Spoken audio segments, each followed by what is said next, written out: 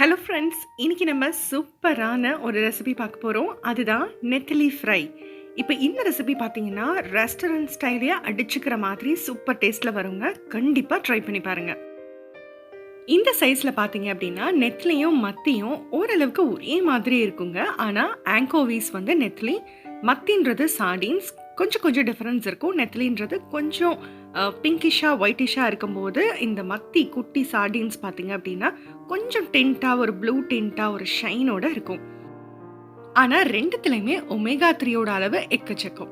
இப்போ நம்ம என்ன பண்ணியிருக்கோம் அப்படின்னா நெத்திலி வந்து குட்டியாக இருக்கிறதுனால தலையெல்லாம் கிள்ளிட்டு ஒரு 1/4 கிலோ அளவுக்கு நெத்திலி எடுத்து நல்லா மஞ்சத்தூளும் அதுக்கப்புறமேட்டு லெமன் ஜூஸும் போட்டு கழுவி அதுக்கப்புறமேட்டு ஸ்ட்ரெயின் பண்ணி எடுத்து வச்சுருக்கேன். தண்ணி இல்லாமல் நல்லா ஸ்ட்ரெயின் பண்ணிடணுங்க. இப்போ நம்ம அதுக்கு தேவையான ட்ரை இன்க்ரீடியன்ஸ் போட்டுடலாம். 2.5 டீஸ்பூன் அளவுக்கு இதில் மிளகாய் தூள் சேர்த்துருக்கேன், 1/2 டீஸ்பூன் அளவுக்கு மிளகுத்தூள் சேர்த்துருக்கேன், 1/4 டீஸ்பூன் அளவுக்கு ஜீரகத்தூள், 1/4 டீஸ்பூன் அளவுக்கு இதில் மஞ்சள் தூள், அதுக்கப்புறமேட்டு இதுக்கு தேவையான அளவு உப்பு. உப்பு பார்த்தீங்க அப்படின்னா எனக்கு 1 டீஸ்பூன் அளவுக்கு தேவைப்பட்டது. நீங்கள் வந்து உங்கள் அளவு செக் பண்ணிக்கோங்க. இதை நல்லா பெரட்டி வச்சுக்கலாம். இது யூஸ்வலாக ஈரத்தன்மை லேசாக இருக்கிறதுனால இதில் வந்து நம்ம ஒரு 2-3 சொட்டு லெமன் ஜூஸ் ஆட் பண்ணால் போதும். பெருசாக தண்ணி எதுவும் தெளிக்க தேவையில்லை. ஒரு 10லேருந்து 15 நிமிஷம் இந்த மாதிரி நல்லா ஊறிட்டு இருக்கட்டும். அதுக்கப்புறமேட்டு வறுக்க ஆரம்பிக்கும் போது இப்போ எண்ணெய் போட்டு பெரட்டியிருக்கேன் பாருங்கள். இது வந்து கடலை மாவு. 2 டீஸ்பூன் அளவுக்கு மட்டுமே கடலை மாவு சேர்த்து பெரட்டியிருக்கேன். இந்த கடலை மாவு போட்டு பெரட்டுறதுக்கும் நான் தண்ணி எதுவுமே சேர்க்கலை. இந்த அளவுக்கு நல்லா ஒத்தையாக ட்ரையாக பெரட்டி எடுத்துக்கலாம். இப்போ இதை நம்ம வறுத்துடலாம். இப்போ இது வந்து நம்ம ஷாலோ ஃப்ரை தான் பண்ண போகிறோம். அதாவது அகலமான பாத்திரத்தில் கொஞ்சமாக எண்ணெய் விட்டு நம்ம ஃப்ரை பண்ணி எடுக்க போகிறோம். இப்போ இதுக்கு பார்த்தீங்கன்னா எண்ணெய் வந்து நல்லா சூடு பண்ணிக்கலாம். நல்லா சூடானதுக்கு அப்புறமேட்டு சிம் பண்ணிடலாங்க. அப்புறம் நம்ம மேரினேட் பண்ணி வச்சுருந்தோம் இல்லையா, அது எல்லாத்தையும் நல்லா ஈவனாக ஸ்ப்ரெட் பண்ணிடலாம். இப்போ இது கை அளவில் பார்த்தீங்க அப்படின்னா 1/4 கிலோன்றது ஒரு 3 ஹேண்ட்ஃபுல் எனக்கு இருந்தது. அதனால ஒரே ஈடில் என்னால் இதை வந்து வறுத்தெடுக்க முடியுது. ஒரு ஸ்பூன் வச்சு இந்த மாதிரி நல்லா ஸ்ப்ரெட் பண்ணி விட்டுறலாம். மீடியம் ஃப்ளேம்லேயே வச்சு குக் பண்ணலாம். நம்ம சிம்மில் வச்சு குக் பண்ணக்கூடாது. மீடியம் ஃப்ளேமில் வச்சு குக் பண்ணும்போது தான் அந்த மசாலா பார்த்தீங்க அப்படின்னா நல்லா ஒட்டும். அதே நேரத்தில் கிறிஸ்பினஸ் நல்லா ஃபார்ம் ஆகும். நல்ல டைம் கொடுத்து ஒரு பக்கம் இந்த அளவுக்கு நல்லா கோல்டன் ஆனதுக்கு அப்புறமேட்டு தான் நம்ம இன்னொரு பக்கம் திருப்பி விடணும். யூஸ்வலாக எல்லா ஃபிஷ் ஃப்ரைக்கும் இப்படி தாங்க. நம்ம நடுநடுவில் சீக்கிரமாக திருப்பி போட்டோம் அப்படின்னா அதில் இருக்கிற மசாலா உதிர்ந்துடும்.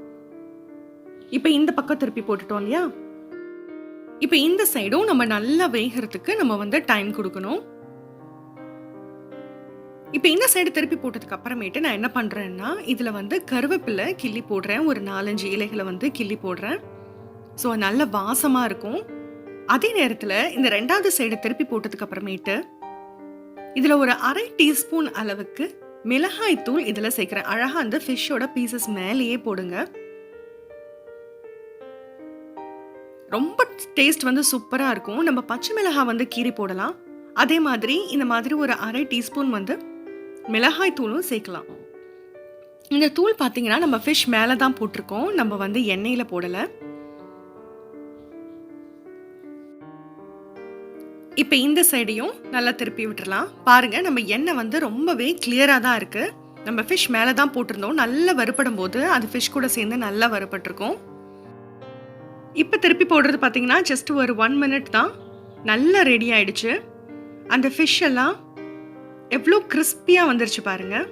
அந்த எண்ணெய் லேயருக்கு மேலே நல்ல கிறிஸ்பியாக சுருண்டு வர்றது தெரியும். அப்போனா நம்ம நெத்திலி வந்து சூப்பர் டேஸ்ட்டாக கிறிஸ்பியாக ரெடி ஆயிடுச்சுன்னு அர்த்தம். எண்ணெய் வந்து எந்த ஒரு மாவு எந்த ஒரு இன்க்ரீடியன்ஸும் இல்லாமல் எவ்வளோ கிளியராக இருக்குது பாருங்கள். அவ்வளவே தாங்க. இதை ஒரு பேப்பர் டவலுக்கு ட்ரான்ஸ்ஃபர் பண்ணிடலாம்.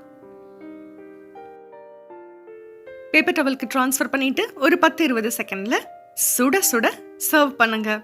சூப்பரான நெத்திலி ஃப்ரை, பயங்கர ஹெல்தியானதும் கூடங்க. இதே மாதிரி நீங்கள் குட்டி ப்ரான்ஸ் இருக்கு இல்லையா, சென்னாங்கொனின்னு சொல்லுவோம் இல்லையா, அதையும் இதே மெத்தடில் நம்ம ஃப்ரை பண்ணி எடுக்கலாம். செம்ம சூப்பராக வரும். கண்டிப்பாக ட்ரை பண்ணி பாருங்கள். எப்படி வந்ததுன்ற கமெண்ட்ஸை எனக்கு கண்டிப்பாக ஷேர் பண்ணுங்கள். இந்த சேனலுக்கு கண்டிப்பாக சப்ஸ்கிரைப் பண்ணுங்கள். உங்கள் ஃப்ரெண்ட்ஸ்க்கும் ஷேர் பண்ணுங்கள். பெல் ஐக்கானை கிளிக் பண்ண மறந்துடாதீங்க. Thank you.